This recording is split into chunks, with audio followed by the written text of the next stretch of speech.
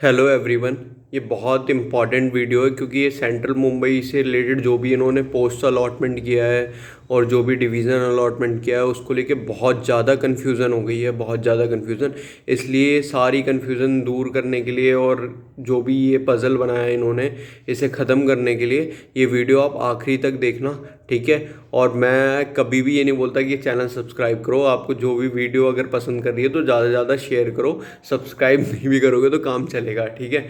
मेरे को वैसे ही टाइम बहुत कम मिलता है वीडियो बनाने का, तो जल्दी से वीडियो के टॉपिक पे आते हैं। तो जैसे अभी मेरी 2-3 कैंडिडेट से बात हुई है, डायरेक्टली मैंने खुद बात करी है उनसे फ़ोन पे, तो वो बहुत परेशान है। उनका मेडिकल स्टैंडर्ड B1 है और उनको डिवीज़न पुणे दिया गया है, उनकी जो फर्स्ट प्रेफरेंस थी, और उनके मार्क्स 77 के अप्रॉक्स थे।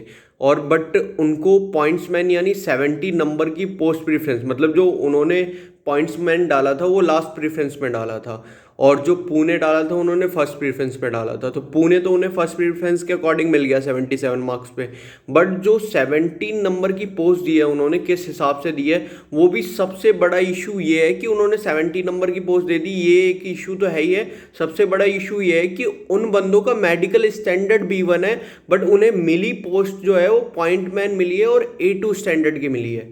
ध्यान देना इस बात पे, मेडिकल स्टैंडर्ड B1 होने के बाद पोस्ट जो दी गई है वो A2 मेडिकल स्टैंडर्ड की दी गई है, जो एक बहुत बड़ा इशू बन सकता है। और वो आगे ज्वाइन करेंगे भी तो कैसे करेंगे? अब जिसे पॉइंट्समैन मिलेगी उसे खुश तो होना चाहिए, बट उसका मेडिकल स्टैंडर्ड ही वो ना हो तो वो कैसे खुश होगा, ठीक है। तो सबसे बड़ी प्रॉब्लम है, ये बहुत ज़्यादा पजल बना दिया है। सेंट्रल मुंबई के काम से वैसे ही हम सारे के सारे परेशान थे, 2-3 महीने ऑलरेडी लेट, उसके बाद ये जो पोस्ट अलॉटमेंट कर रहे हैं वो इस हिसाब से कर रहे हैं, तो ये बहुत सारा कन्फ्यूज़न क्रिएट हो रहा है। तो प्लीज़ सारे के सारे ऐसे जितने भी कैंडिडेट हैं जिन्हें मेडिकल स्टैंडर्ड से हटकर कोई पोस्ट दी गई है, तो वो सारे के सारे इस ग्रुप में ऐड हो जाओ। मैं लिंक उसका डिस्क्रिप्शन में डाल दे रहा हूँ। आप सारे के सारे एक जगह कलेक्ट हो जाओगे तो वो इशू रिजॉल्व हो पाएगा, ठीक है। ताकि सारे के सारे एक साथ मिलकर पुणे डिवीज़न में जाकर बात कर लो कि पोस्ट अलॉटमेंट किस हिसाब से किया गया है, कि 77 मार्क्स होने के बाद भी आपने